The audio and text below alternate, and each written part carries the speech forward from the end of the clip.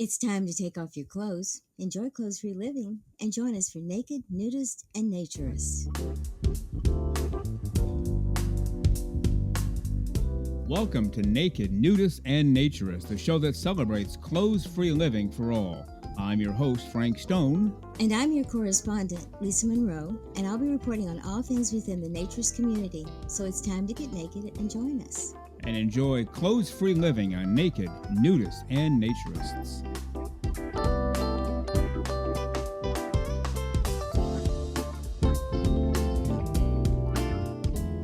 Well, greetings and welcome into Naked, Nudists, and Naturists, episode 119 today. Really glad that you're with us to enjoy this next hour together. Clothes-free living for all of the right reasons, so come on in. The water, the pool is feeling great today. It looks like $1 million. The hot tub is fired up. The grill is going full bore. Fruits and vegetables off to the right. Cold drinks off to the left.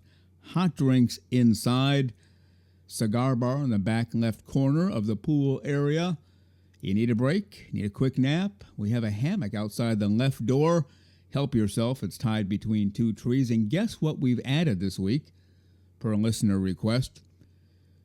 If you go out of the pool area and head to the backyard, you will find a little putting green. Oh, yeah. We have a little putting green, 3 of them actually, 3 holes out there. You can have a tournament with some of your favorite naturists who have shown up today, or you can practice on your own.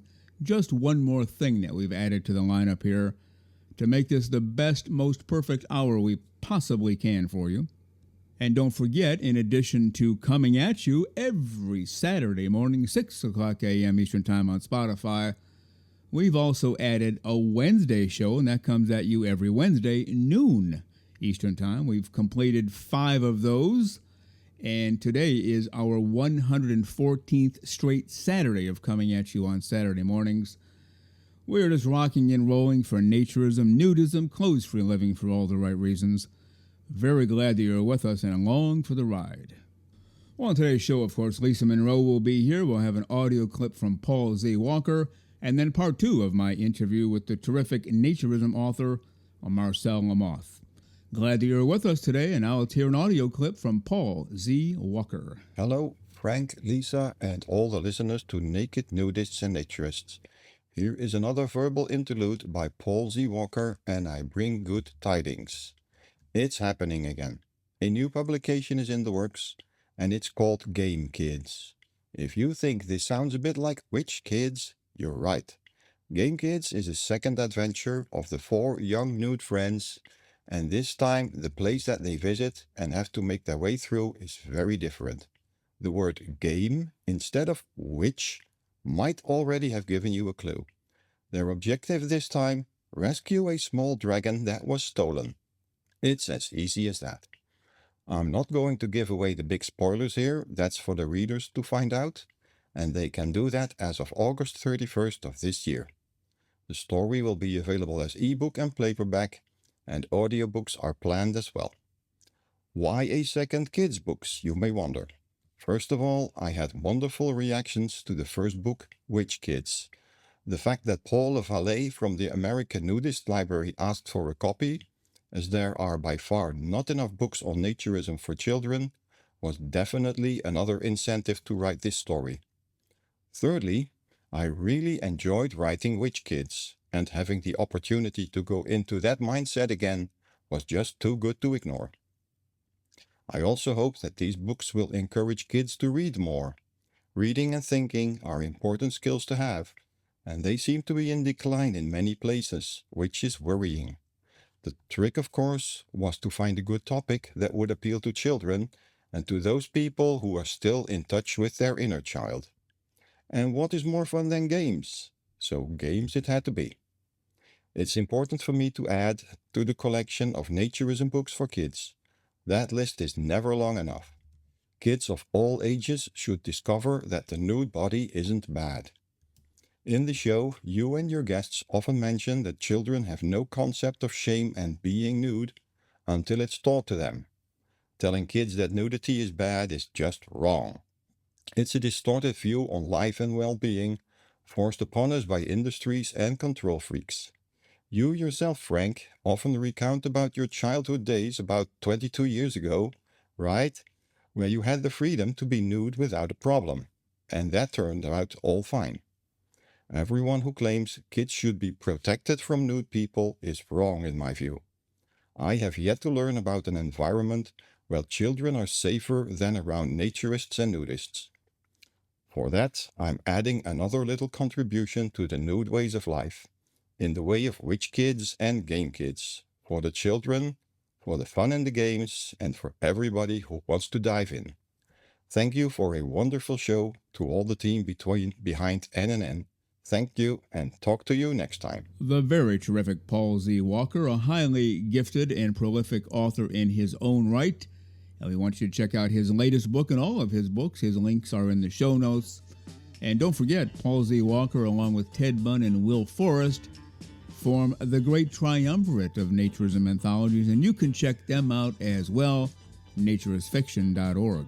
Well, you are listening to Naked Nudists and Naturists, episode 119 today. Really glad that you're with us, enjoying this hour together, clothes-free living for all of the right reasons. And I don't know about you, but I think I hear some music underneath my voice. Do you hear it? Let's listen for a moment together. Oh yes, I hear it sneaking up on us. And that can only mean one thing. It's time for the great, the terrific, the completely over-the-top, fully clothes-free and completely smiling, our Naturism correspondent, Lisa Monroe.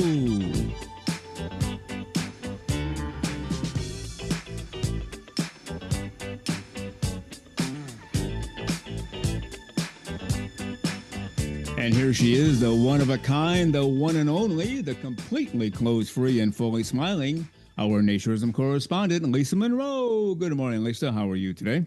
Good morning, Frank. I'm doing really well today. And so, life is good. How about you? Yeah, not too bad. It was good to hear you say, I'm doing really well today. Yes. Kind of in that actress mode. And yes. Except you're not acting. You're really serious, aren't you? Yeah, I'm kind of serious. Yeah, it's really good. It's been a good morning so far. So, and it's a beautiful morning. It's hot, but I love that too. So what can I say? No thunderheads yet. So we're doing all right. That's right. Well, you said it's a really good morning, but I've not known you to have a bad morning, unless you keep those hidden from us. I'm not sure. I have to tell you, I am not a morning person, and I'm truly not. But having to go to work and be at work like at 8 a.m. and, in the jobs that I had to be, ready to engage with people. So I, a cup of coffee and I'm ready to go, kind of like the Dolly Parton song 9 to 5, a cup of ambition. And that's pretty much what this is. So there you go. I know of a few creative type people who are wired to stay up all night. They kind of get cooking about 11 at night, and then they stay up till 6, 7 in the morning. Then they sleep, most of the day. And that's different for me. I think I could get into that because obviously overnight it's really, really quiet. No one's going to disturb you. And that's why they do it. That's why they adopted it. But I've always been the complete polar opposite. I'm up and working by 4 o'clock. And by 9 o'clock at night or 10 at the latest, I'm long gone. So I guess it's just how you're wired biologically. What do you think? I suppose it is, but sometimes you can be a party pooper. But anyway, I'm teasing. But, we all have our natural circadian rhythm. So there's, some truth to the fact that there's probably differences in how people want to sleep. And if I had my way, I'd stay up till 2 or 3 and I sleep until 9 or so, because that's when I feel the best. If I wake up at like 6:30, 7, my brain's not ready to function, and I'll wake up kind of in a stupor. So hence the need for the cup of ambition and coffee. That's right. Well, we listen to the show together every Saturday morning, 6 o'clock a.m. Eastern Time on Spotify. We do. So that must really be killing you to get up at that hour. Well, it's worth it because I want to hear the show. So okay. All right. We have these Wednesday shows going now, and people are listening to those as well. We have the regular Saturday shows like this one, full hour on the nose, technically 59 minutes, 59 seconds without fail, and we have a guest on each show. The Wednesday show is just the two of us. No guests, although we had Elvis and his little group of naysayers, ne'er-do-wells on this past Wednesday. But I'm really enjoying those Wednesday shows, and our listeners are too. We're more relaxed. We can just kind of kick back and have a little more fun. How about you? Absolutely. They're a whole lot of fun. And I just, it's kind of interesting to be able to just sort of ramble a little bit. And I don't mean rambling in a bad way, but not have to say, okay, we've got 30 seconds. Let's, say this and we're done. And so it is more relaxed and it's a lot more fun in some ways. But I think both styles of shows have a place, and apparently people are enjoying both because it's been crazy. Yeah, well, the Saturday shows run more like an actual show, like a radio show, and that does mean time limits on this, that, and the other thing. Mhm.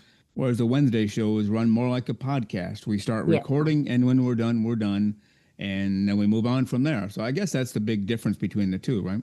I think it's probably a good way to label the difference between the two, because you just sort of, if it takes 15 minutes, we're done, we're done. If it takes an hour and 15 minutes, well, probably we've talked too much. But anyway, but we've had something to say. Yeah, well, we did have that one show, episode 100, that went on almost 4 hours. So there's really no such thing as too much in the world of naturism.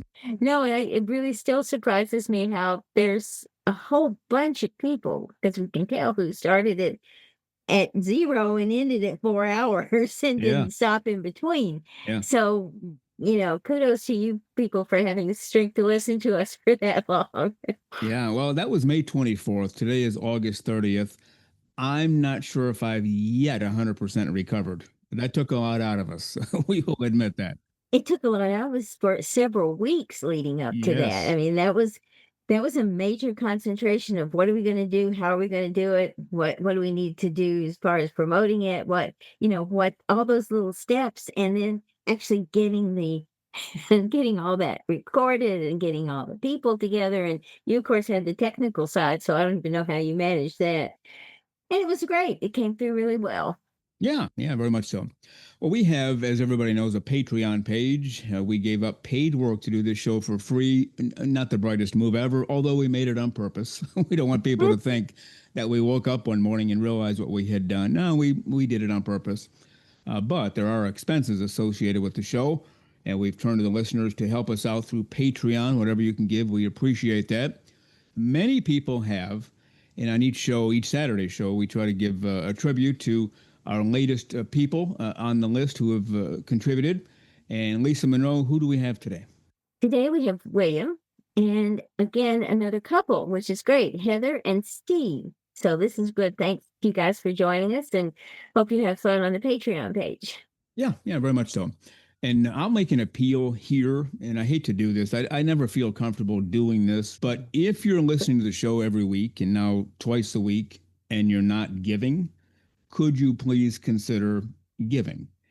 Yes, we put it out there for free. You don't ever have to give a penny, and you'll still get the content for free. But we're knocking our heads against the wall here and busting our backsides to give you the content. And so if you can, you pay for everything else in life. You order a pizza, you're going to have to pay for it. You buy a car, you're going to have to pay for it. You fire up one of our shows, well, suddenly you don't have to pay for it. And we're not saying that you do. But if you can, we'd really appreciate to help offset the expenses here. We'll never make what we gave up to do these shows, but if you can help us out in any way, we'd appreciate that. Lisa, any thoughts or comments? No, I think we really would appreciate the help and the assistance, because it is a time-consuming thing for us to do. But again, if there was no one giving anything, if there was no Patreon, we'd still be doing this. So there is at least that. But I think there's a lot of value in what we do on Patreon. So hopefully, people will and want to come along and join. Yeah, and I personally give to a couple of shows through Patreon.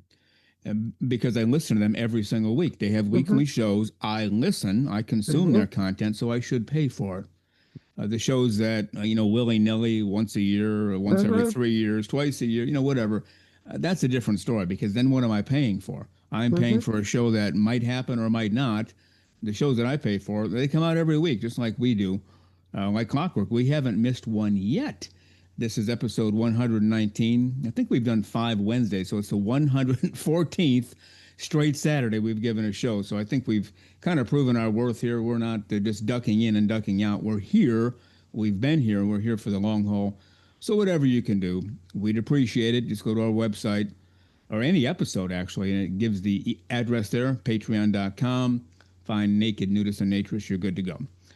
Lisa Monroe, you've been busting tail with merchandise, thank goodness, because that leaves me more time to do the editing, processing, producing, all that good stuff. Anything new on merchandise? And so we have everything from, the inevitable beach towel, which everyone seems to love, and the coffee cups, all the way to we have a wonderful little phone case, which is great if you're at a resort and where are you going to put your phone. So you have a little place for it, your keys, and maybe some money, and there you go. So, we've got a lot of things going. We really appreciate the people who've been ordering, and there have been a lot of you. And so just keep it up. Hope you're enjoying it. And let us know what you think of the merchandise. We'd love to see pictures.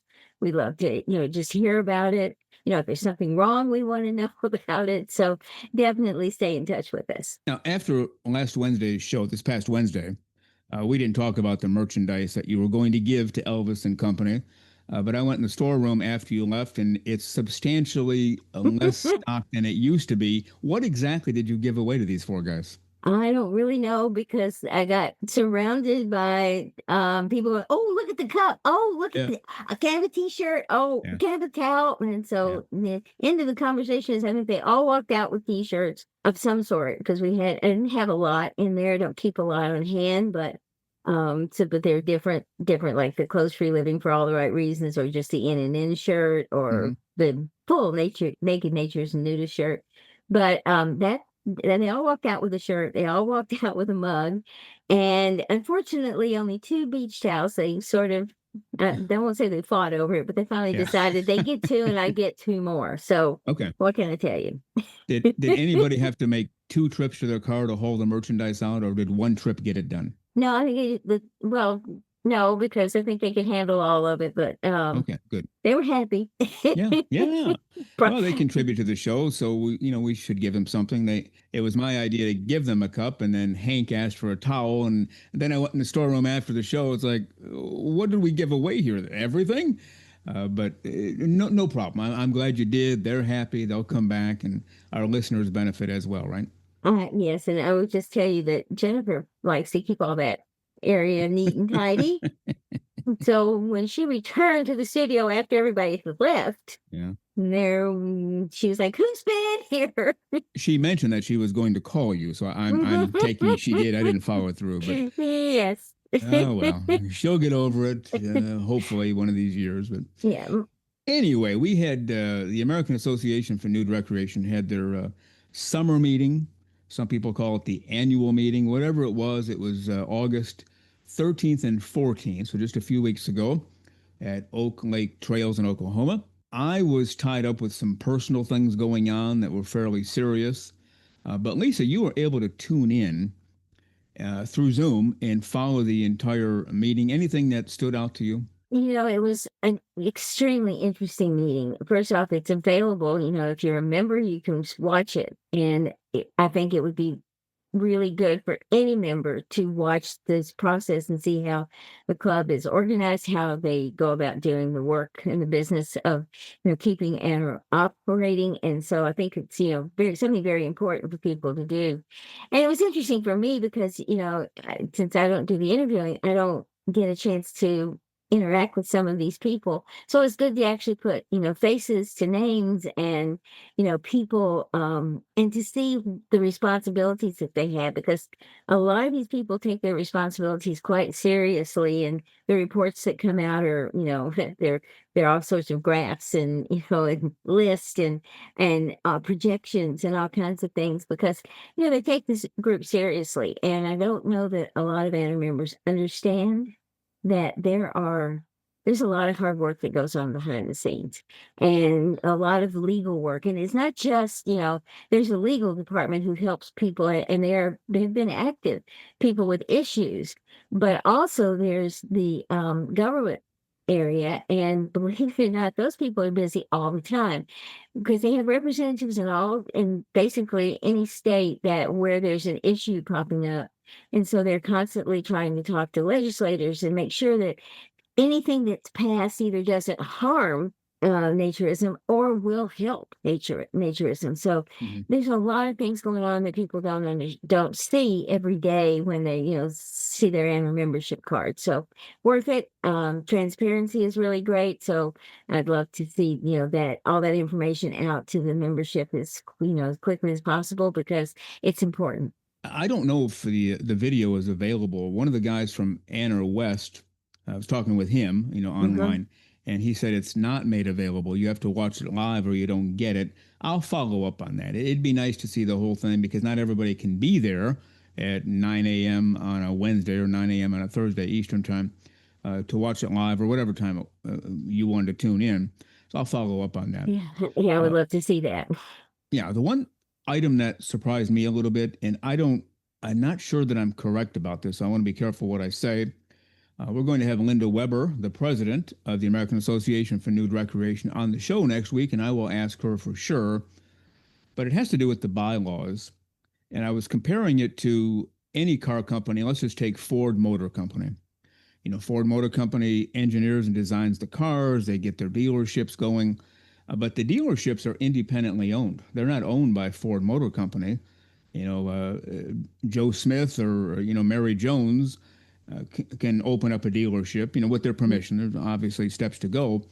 However, when you own a Ford dealership, you have to do what Ford says. You Hmm. can't just say I'm a Ford dealership, but you know what? I'm going to sell a bunch of Chevys and Toyotas and the heck with the Ford cars because they would put you out of business in a nanosecond. You have to do what they say, and everybody knows that going in. It appears as though with Anner, and this is an issue with the bylaws, and I don't even know when these were developed, years ago, I'm guessing. We have the Anner main office, and then we have 7 regions. The 7 regions, again, if I'm correct, don't necessarily have to do what the home office says. So if they say do this, that, the other thing, they can say, I don't think so. I don't think it's going to work for our people, so we'd rather not do it. If that is the case, now I've been in the CEO chair many times for a number of years. I've also been on boards. I've never been a president of a board, but I have been the CEO. So if that is the case, to me, that's a very huge problem because how do you get anything done? I want this done because it'll be best for the members. And a region or two will say, I don't want to do it. We don't have to, so we're not going to.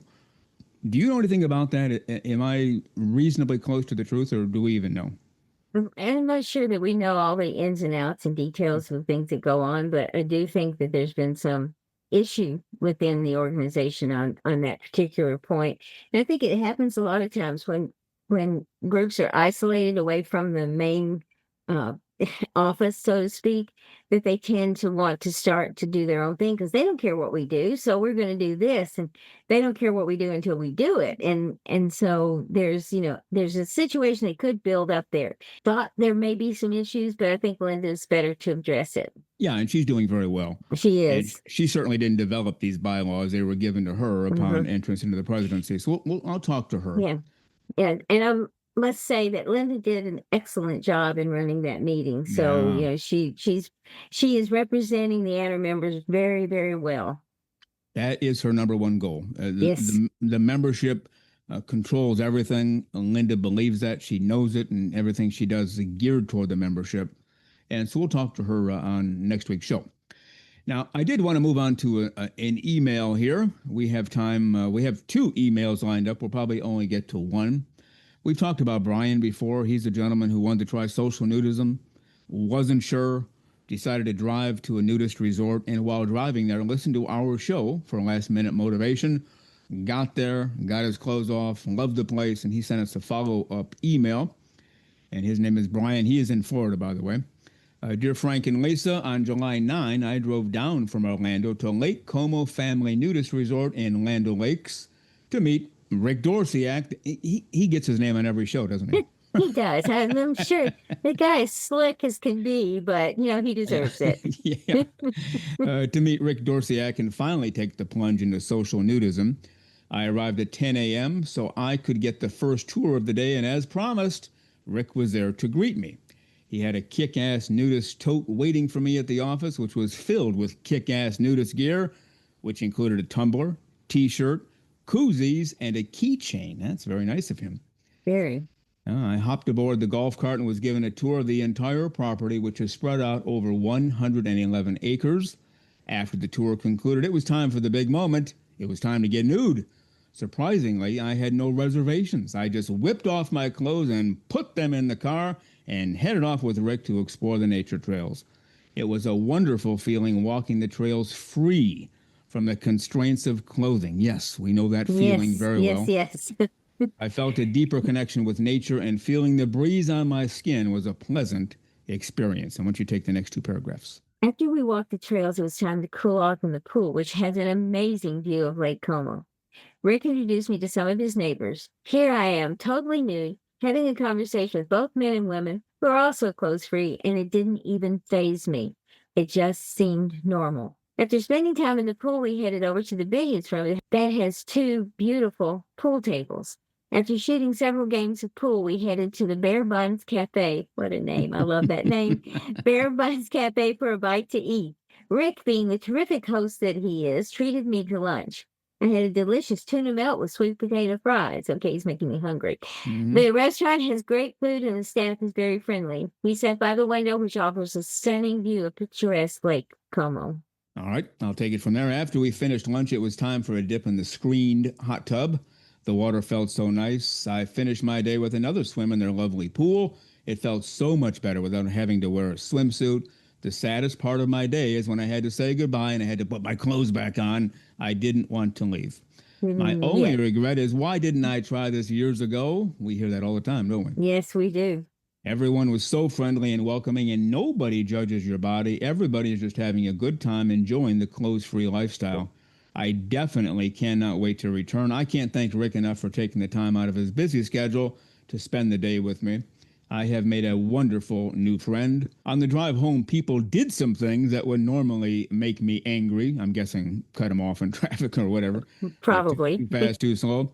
But after spending the day clothes-free with the other like-minded people, I was on cloud nine, and it didn't bother me. That's how it works, too. The stress just goes away, and you don't really care about some knucklehead cutting you off. And if you want to finish up, go right ahead.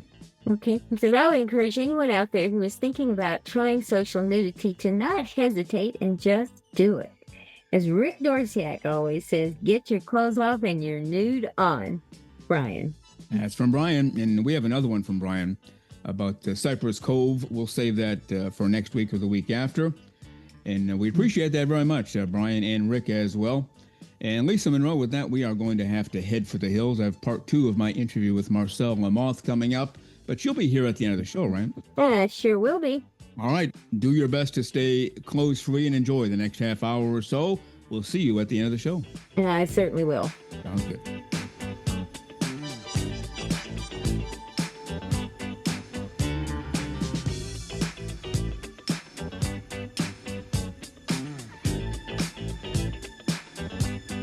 The very terrific Lisa Monroe. She does it all around here. A ray of sunshine, a breath of fresh air every time she whirls through the studio. And we appreciate her very much doing these segments, and does a whole bunch behind the scenes. As we have articulated before, the very terrific Lisa Monroe. We'll talk to her again near the end of the show. As a reminder, we are the official podcast for the American Association for Nude Recreation. Are you a member? If so, great. That is phenomenally over-the-top terrific. But if you are not, you can become one right now within a matter of moments. Just go to AANR.com, follow the navigation to membership, and within moments, you will become a fully fledged member of AANR, just like Lisa Monroe is and just like I am. How about that? Well, you are listening to Naked Nudists and Naturists, episode 119 today. Glad you're with us. Hope you're enjoying this hour of clothes-free living for all of the right reasons. And now let's get to part 2 of my interview with relatively new Naturism author, Marcel Lamothe. I can tell you this, if somebody finds out you're walking naked around your house, and maybe your kids are walking around naked or not, but you are as the dad, and somebody has an issue with that, and they call Child Protective Services, it's likely you'll get a visit or at least a phone call like, okay, what's going on there? Because people automatically assume, well, they're naked, there must be something wrong or something nefarious going on. not the case at all. And that maybe that's our biggest challenge of all, is to convince people. I don't know how we do that, because people have to make up their own minds. We can't make up the minds for them. Hmm. Being naked, being clothes free is just that. It's being clothes free and freeing yourself from all the barriers of society and life. It doesn't mean let's get our clothes off and have a free for all for the next 50 years. Yeah. Any suggestions how we pull that off? Well, I mean, again, just doing what we're doing as far as trying to show that it's normal, that there's nothing weird about it.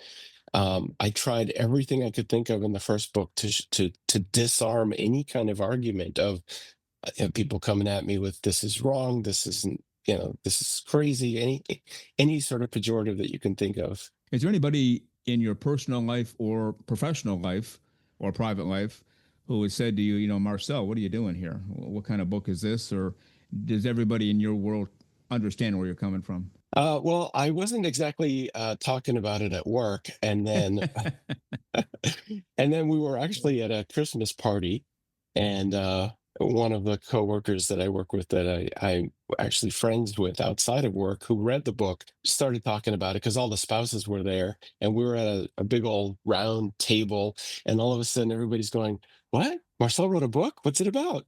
So that spread like wildfire. I'll bet, yeah. But it's fine. Nobody has been like, this is wrong. In fact, a lot of them asked to read it, or went off and bought a copy.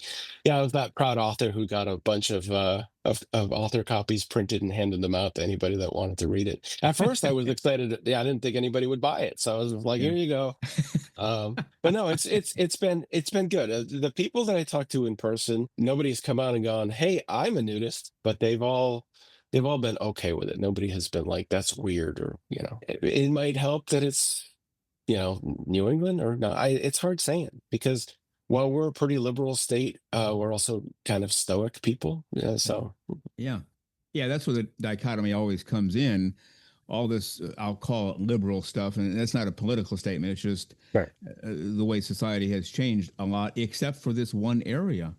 I thought, as these other things started coming out, and without going through the list again, Yeah. that this would be great for naturism. Okay, now we're going to be out there all over the place, but it's gone the other way, hasn't it? Yeah, and it really isn't. I mean, this is definitely not a left-right thing, and neither party really cares, and we're the tiniest minority, anyways. Yeah. So yeah. So again, I said earlier that when I set off to touch on a bunch of topics on this first book, because I think that if you start with nudism, which to me is freedom, it intersects with so many different things, as I mentioned earlier.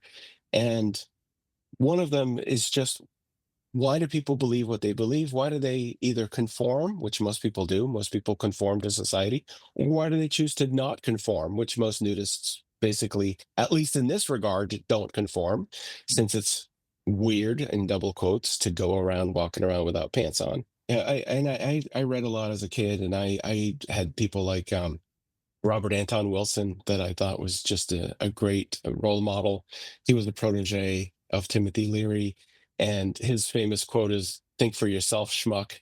And he was one of his basic things was, you believe what you believe. You can believe whatever you want to believe, but if you want to be taken seriously, at least don't contradict yourself. So if you believe one thing, everything else, if you truly believe one thing, everything else should not contradict that belief. So for me as a nudist, if I believe that I should have the right to walk through a freaking forest Yeah. without wearing clothes, because animals do it and we're animals too, right? And Yeah. we're not hurting anybody by walking. So I believe that people should leave me alone in that regard. I'm not hurting anybody, so leave me alone. And so I reciprocate with that. I have a very live and let live, leave people alone kind of philosophy.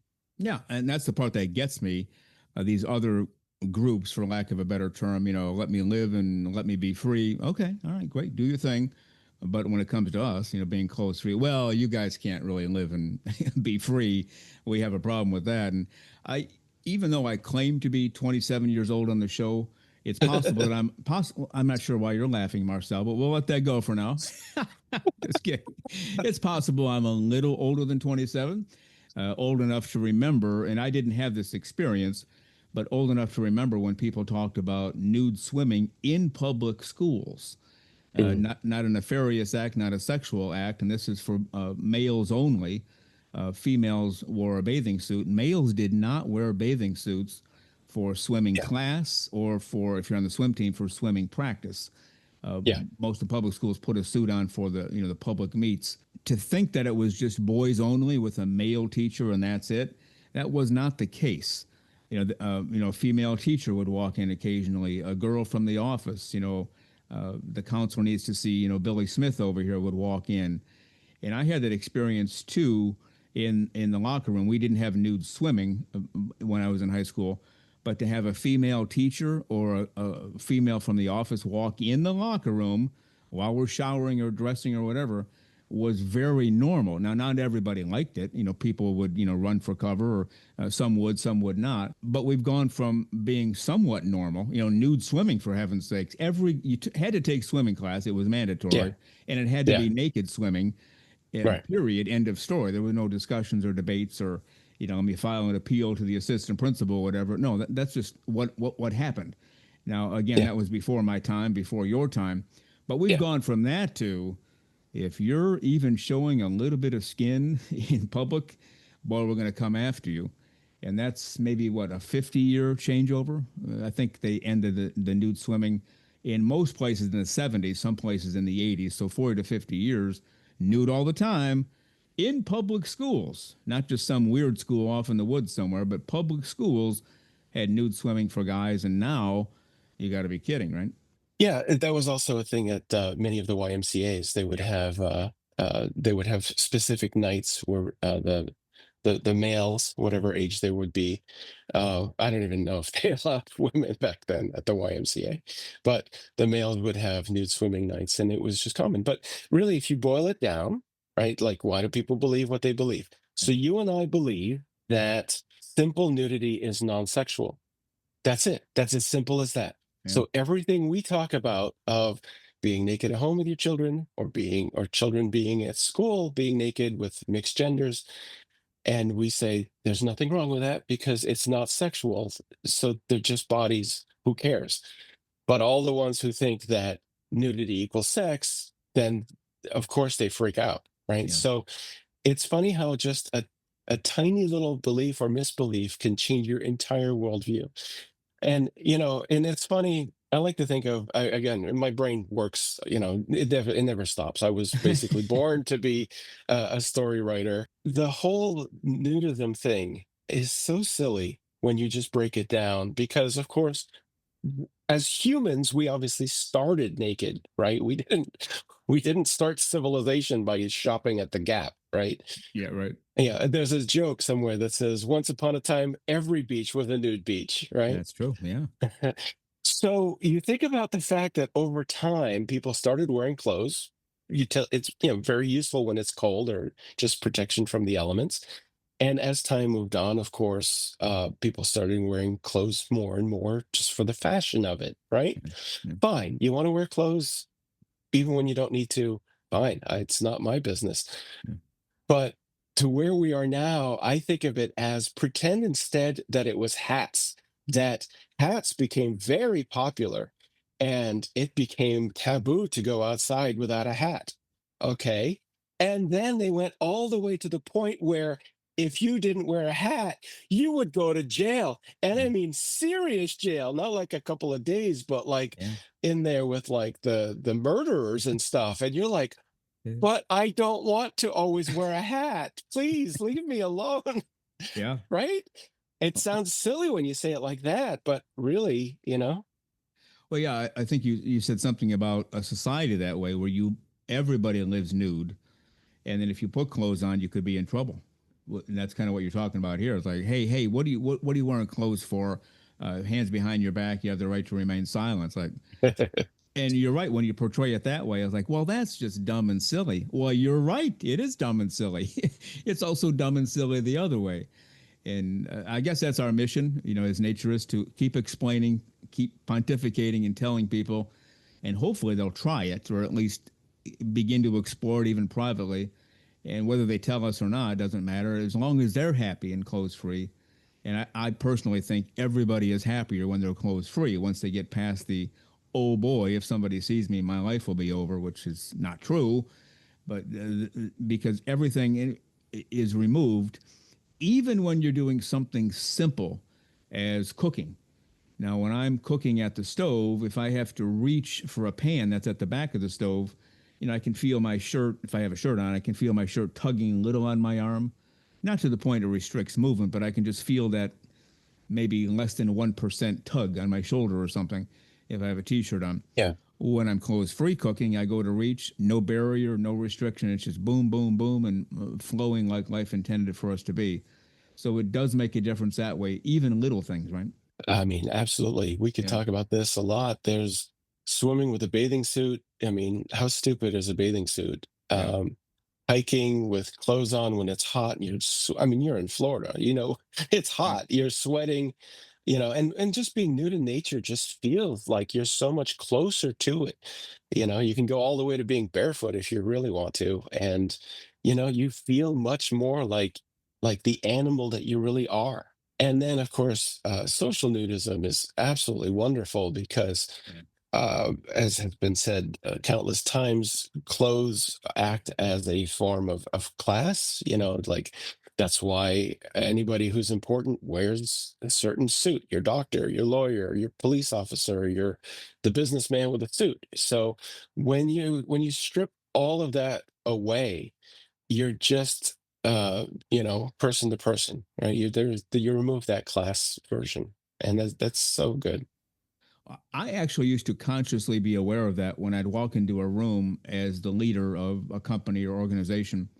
Now, I dressed to the hilt because I knew the game. Mhm. A guy in my position needs to be the best dressed around. So when you walk in, people know, oh, he must be the boss. He looks great. And so I used it and abused it. And okay, that's how society works.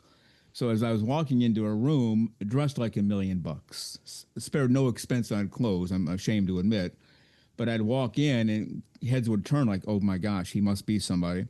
And I would consciously think, if I were naked right now and they were naked right now, they wouldn't be thinking that. But, oh, there's some guy walking in. But because I had an expensive suit on, oh, he must be somebody. How ridiculous is that? Beyond ridiculous, isn't it? Yeah, absolutely. And Yeah, that's the thing is being naked with somebody, you strip all that artifice away. And there yeah, is so much of that in real life and in society. There's so much people put on their personas and yeah, and it's so refreshing to just yeah. be literally just letting it all hang out and just being like, look, this is me. And I do think that especially, either those who have grown up in that world or who have fully adopted it, there is a great confidence boost in being able to say, look, I know I'm not perfect. This is the body that I have. Even if you're fit, you still have whatever scars. Nobody is perfect. Literally nobody is perfect. But you're just saying, it is what it is. This is me. This is the genuine me, and I'm not going to apologize for it. And I recognize that in you, that you also aren't perfect, and I'm not going to, judge you or whatever. That I wish we had more of that in our normal everyday lives. Wasn't that big, great? But I remember again consciously thinking as I'd walk into these rooms, dressed like $1,000,000, if they only knew the truth that I'm not Yeah. some big, powerful, take your head off kind of guy. I'm just me. I'm basically a nice guy who's here to get along with everybody, but I have to play the game. And I thought, again, if I were nude, you wouldn't see that in me. I'd still walk Yeah. confidently, but it wouldn't be the same as this shirt and that tie and that suit. And I think Yeah. I, Yeah. I think I've told this on the show before, but there was one time I left work to go to a doctor's appointment. It was scheduled. It wasn't an emergency or anything. But of course, leaving from work, I was dressed like $1,000,000. And so I walked into the waiting room, and it was one of those places. I don't know how many doctors they had, a whole bunch. And the waiting room was huge, probably literally sat 100 people, and then probably 50 people were there waiting. And had to walk from the door past all of these people to get to the desk. And as I walked in, dressed like $1,000,000, including an overcoat because it was winter, man, I was styling, as they say, as the kids say. I was styling. And I was just me. I'd say, okay, I got to walk to the door, go to the counter, check in, and hopefully I'll get this done quickly. But I noticed that people suddenly started sitting up straight and a few people said hello to me. And I Hmm. thought, what the heck's going on here? Like, I'm just a patient like they are. And then it hit me. Oh, it's because of the way I'm dressed. They think I'm somebody of significance in this particular. There's actually a hospital, a clinic attached to a hospital. That's what I wish we could get away from. You know, the clothes mean absolutely nothing as to who you really are, do they? Yeah, absolutely. Yeah. This is you've hit it right on the head. Yeah. The Well, we'll get there eventually, Marcel. You keep writing books like this, and all I was going to say is I think that the pendulum does swing back and forth. I yeah. think that if you look back to the time you were talking about, so yeah, I am 52 years old, so I'm a little bit older than what was it, 27 that you Yeah, said? you're almost twice as old as I am. That's Yeah, impressive. Yeah. yeah, I'm but yeah, like I said, when I was little, we'd go camping, nudist camping, and Yeah. I just think that in the 70s, this sort of, the greater hippie movement, there was a lot of nudity. I don't even think people really called themselves nudists. People just seem like a lot of people seem like they were a lot more, and I think a lot of that was a reaction to the very conservative, that's when you had the Vietnam War, right? So either you were very conservative, you had the clean cut and clean shaven, and you supported the war, you supported the government, or you were the anti-establishment type that grew your hair long and took your clothes off and danced under the moonlight, right? Yeah. Right. And and it'll be interesting to see. I think that history is a pendulum, so I think that we're at that peak right now where people are very prudish, and I think we're going to see the pendulum swing back to people saying, I already see some of that. I think after COVID, a lot of women stopped wearing bras, especially younger women, which I Mm-hmm. think is great. I know Mm-hmm. and the top freedom thing is gaining momentum too, which I think is great. And I get, people say top freedom isn't nudism, it's not naturism, and I get that, but it's adjacent. It's a start. It's a start. It's a Yeah. start. Yeah. I was at a store just this weekend for with my daughter. It was Aerie, if I'm pronouncing that right, like the clothing store, and there was how they have their photography artwork all over the walls, and one of them was a topless woman, but you could only see her from the back, but it was obvious that she was topless, and she was Yeah. looking out over a river, and the caption just said like travel light or something like that. Yeah. And I thought that's cute, that Yeah. again, the idea that women should be free to be topless wherever men are. I mean, that's such a given, and yet we're slowly. I mean, here when we moved back to New Hampshire, it was still illegal for women to breastfeed in public. I mean, Wow. this was not long ago, like 12 years ago, maybe. Yeah. Yeah. So we're making progress slowly. Yeah. And a lot of states have gone from, okay, you can breastfeed in public, but you have to have everything covered up, yourself, the baby, and now some states, including here where I'm at in Florida, you can breastfeed anytime, any place. Don't worry about covering up. And Yeah. I was at a chain restaurant. I don't want to mention their name, give free advertising. I was having breakfast at this restaurant, and there was maybe 8 people at another table. You know, some adults and one woman had a baby. You know, whatever. And at some point, I just happened to look over, and there's this woman breastfeeding her baby, no cover up at all, both breasts fully exposed. Hmm. One the baby was attached to, one the baby was not. And at first, Yeah. like I kind of looked over, like, oh, she's breastfeeding your baby, and it's like, what? Yeah, I was shocked because I hadn't seen that before. And then I Hmm. quickly launched into finally, finally, a mother is supposed to feed her baby. That's about as normal and natural as it gets. And now we're actually allowing her to do that without feeling guilty or having to dash off into a bathroom stall, for heaven's sakes. Well, yeah. So little by little, maybe we are getting there, right? Yeah. And I mean, it's even silly to even have to deal with this. I mean, breasts are literally made for feeding babies, Yeah. right? This is the fact that it was ever taboo is just hurts my brain. And then people will come at you, Mhm. like on social media where people are trolls, and they'll say, yeah, but breasts are sexual, you know that. And it's like, buddy, every part of the human body is sexual, right? I mean, if we're going there, really. I don't want to be too specific and get off the beaten path here, but there are people who prefer a certain part of the body, whatever part. Yeah. Feet. forearm. Yeah, exactly. Yeah. And to them, like, oh man, you see the forearms on that woman's, like, whatever at that point. I don't look at life that way, but some people do, Yeah. and that becomes almost a fetish to them. So, right, every body part can be sexualized if the person chooses to do so, right? Right. Yeah, Absolutely. And yeah, so what? So we're gonna cover everything. And you, I mean, again, not to get too down the rabbit hole, but like, butts are in one of those gray areas, and I kind of play with this in the book because yeah, somebody could moon you, and nobody's going to call the police because you got mooned, right? right. Well, they So hope. butts are, yeah. I mean, even kids can, it's one of those funny things. Butts are funny, right? Yeah, yeah, And yet you have this gray area where you can't just walk around with your with your butt showing at the mall, right? Because right. people will then freak out. But then it's like, well, which is it? Is it harmless or is it not harmless? Right? Why we have these weird psychological hangups as a society where you're like, but you just admitted again, you see a woman breastfeeding. Nobody burst into flames, nobody died.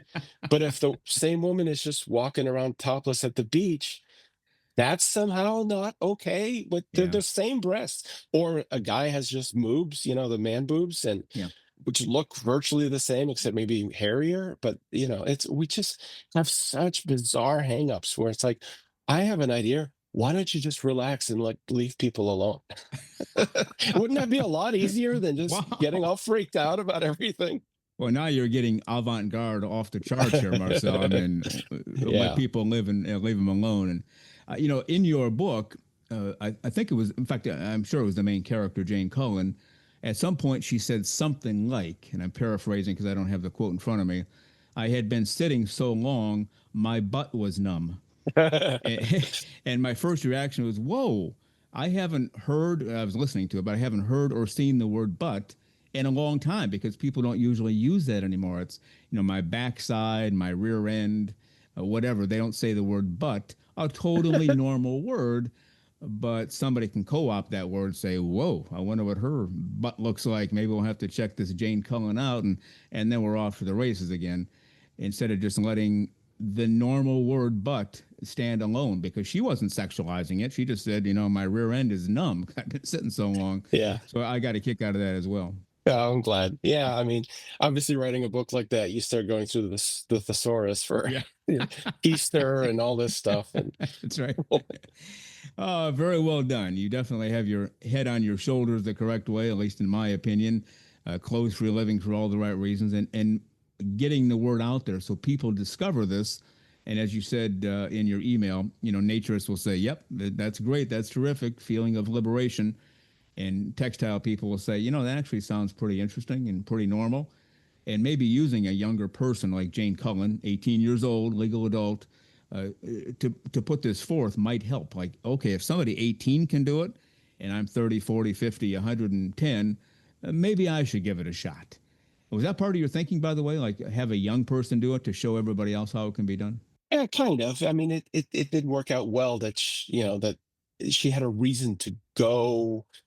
She didn't really want to go, but she had a reason to go, right? It was kind of a threading the needle kind of a thing. I didn't want somebody that was already a nudist because then you don't get that experience of going in for the first time. Mm-hmm. Obviously there's other ways to do it, but this just seemed like a fun way that, so I know I keep saying this, but another thing that I wanted to tackle in the book is when she's there, and I feel like this when I go to somewhere like Soleil or the Ledges, there's not really phone use, screen time. You Yeah, you don't right. see, even though they're all teenagers. I pushed not just phones, but even just mainstream stuff. They don't talk about Marvel movies or the latest TV show or the latest video game. I really wanted to get that out of there. In fact, we have like, one of the other kids is Romeo, and he's there. We first meet him in his organic vegetable garden. Like Yeah. I wanted this to feel like a very wholesome. There's more to life than screen time. Yeah, and eventually we'll get there. And that's part of what the camping life used to offer is we had no such amenities. Now with, cell towers, you can still get some kind of access, but if you can just totally shut off and enjoy life as life itself, a better way to go, right? Yeah. So because I like to play with different ideas, I ended up having the older Bill, who's like my age. Yeah. He's the video game addict, Yeah, while right. while his kids are like, you need to, Yeah. you need to get healthy here. You're getting Yeah. fat playing video games all day. Yeah. I think he was what, in his later 40s, 47, 48? Yeah, something like Yeah. that. Yeah.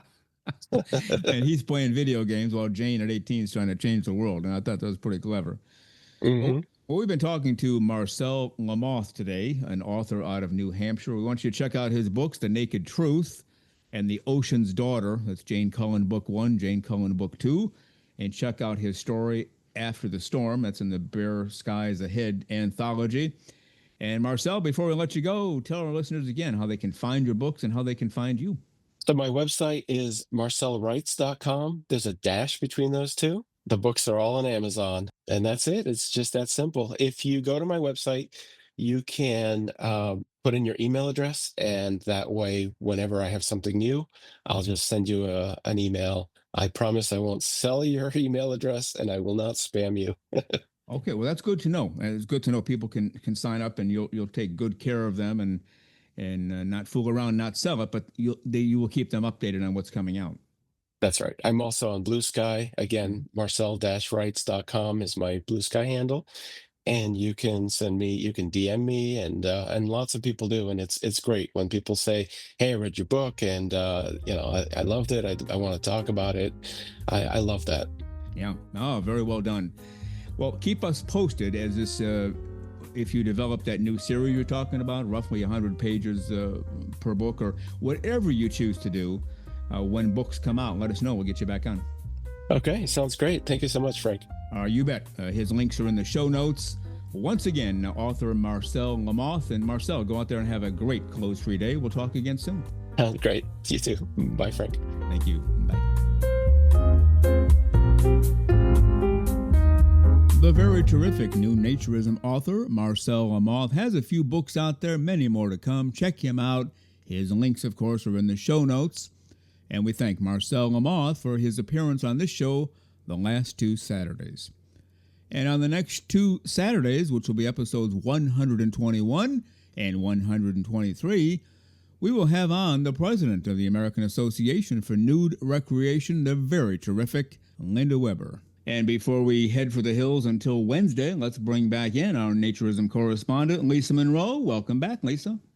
And it's good to be back. What a great interview you just had with Marcel. Yeah, he had a post on Blue Sky, I don't know, a week or two ago that one of his books had already sold 500 copies. So he's off and running. It's his first foray into writing naturism fiction. And so far, he's doing really well. How about that?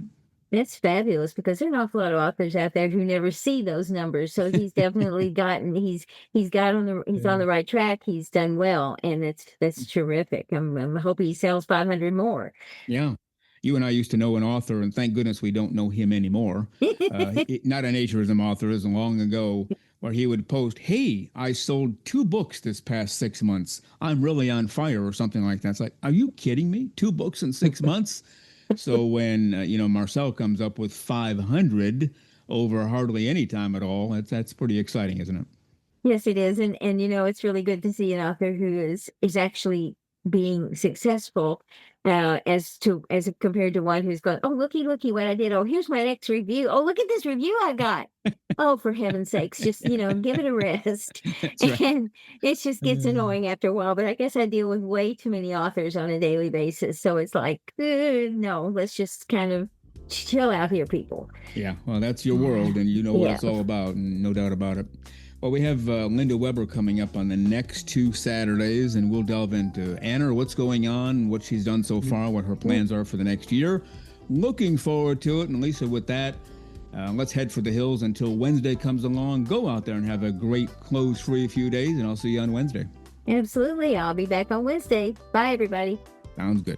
Well, you've been listening to Naked, Nudists, and Naturists, episode 119 today. We give you a brand new show every Saturday morning at 6 o'clock a.m. Eastern Time. Continue to join us. Check us out on our website, nakednudistandnaturist.com, Spotify, Google, Amazon/Audible, Apple Podcasts. And also on Twitter, you can write us anywhere, anytime, any place. And we thank you for being with us today. Plan to join us for every single one of our shows here and have your clothes off when you're listening. We have our clothes off when we're broadcasting, enjoying the Naturist life. We celebrate clothes-free living for all.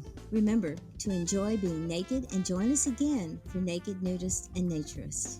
We drop a brand new show every Saturday morning, so come back and join us. Have your clothes off when you do for Naked, Nudists, and Naturists. Have a great clothes-free day.